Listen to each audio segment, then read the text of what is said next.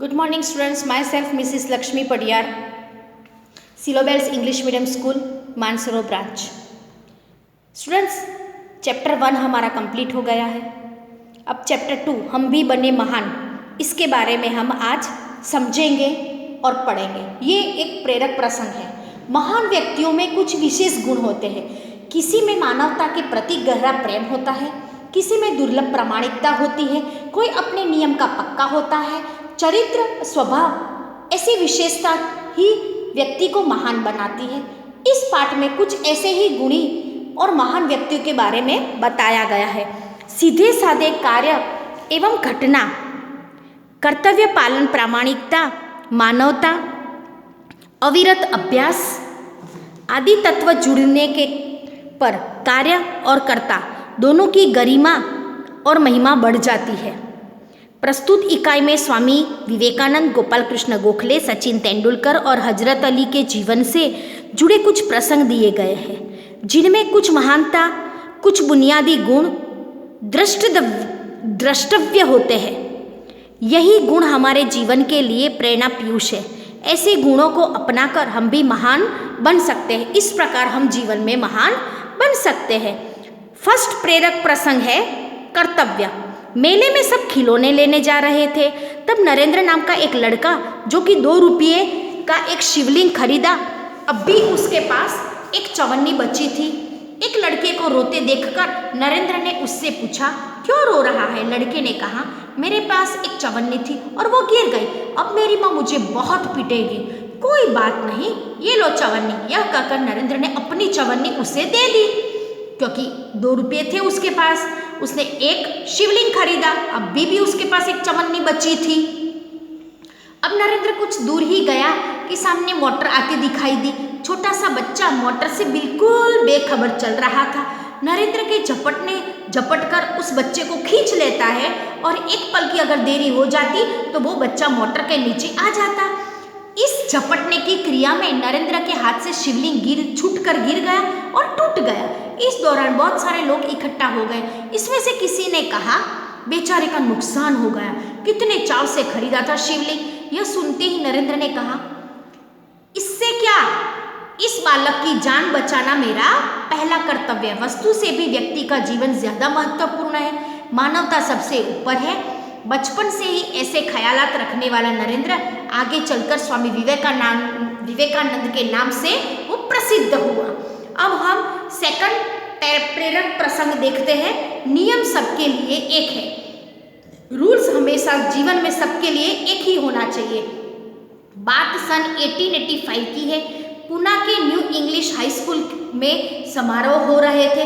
प्रमुख द्वार पर एक स्वयंसेवक नियुक्त था, जिसे यह कर्तव्य भार दिया गया था कि आने वाले अतिथियों के निमंत्रण पत्र देखकर वो उनको उन्हें सभा स्थल पर यथा स्थान बिठा दे। उस समारोह के मुख्य अतिथि थे मुख्य न्यायाधीश महादेव गोविंद रानडे। जैसे ही वह विद्यालय के द्वार पर पहुंचे, वैसे ही स्वयंसेवक ने उन्हें अंदर जाने से शालीनता पूर्वक रोक दिया और निमंत्रण पत्र की मांग की। बेटा, मेरे पास तो निमंत्रण पत्र नहीं है, रानडे ने कहा। क्षमा करें, तब आप अंदर प्रवेश न कर सकेंगे, स्वयंसेवक का नम्रतापूर्ण उत्तर था।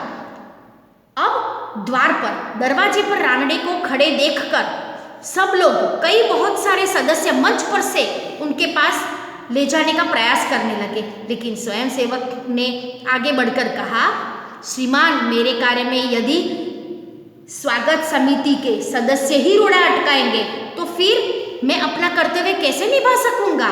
कोई भी अतिथि हो, उसके पास निमंत्रण पत्र होना चाहिए। भेदभाव की नीति मुझसे नहीं बरती जाएगी। रूल्स हमेशा सबके लिए समान होते हैं।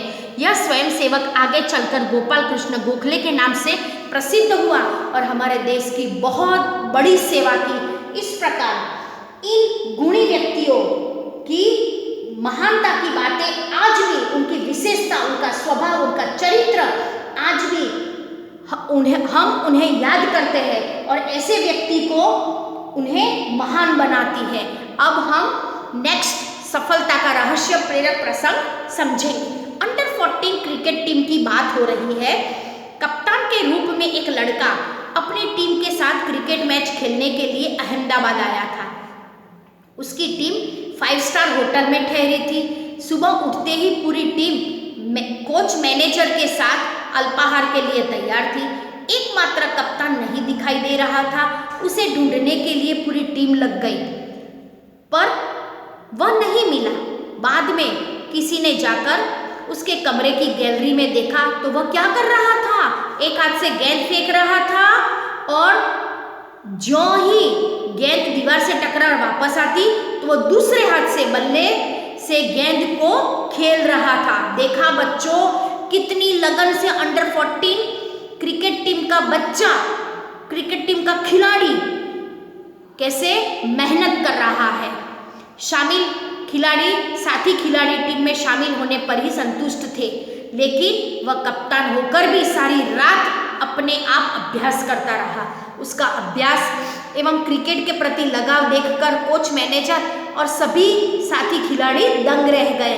आगे चलकर इसी लड़के ने क्रिकेट जगत में अद्वितीय सफलता प्राप्त की।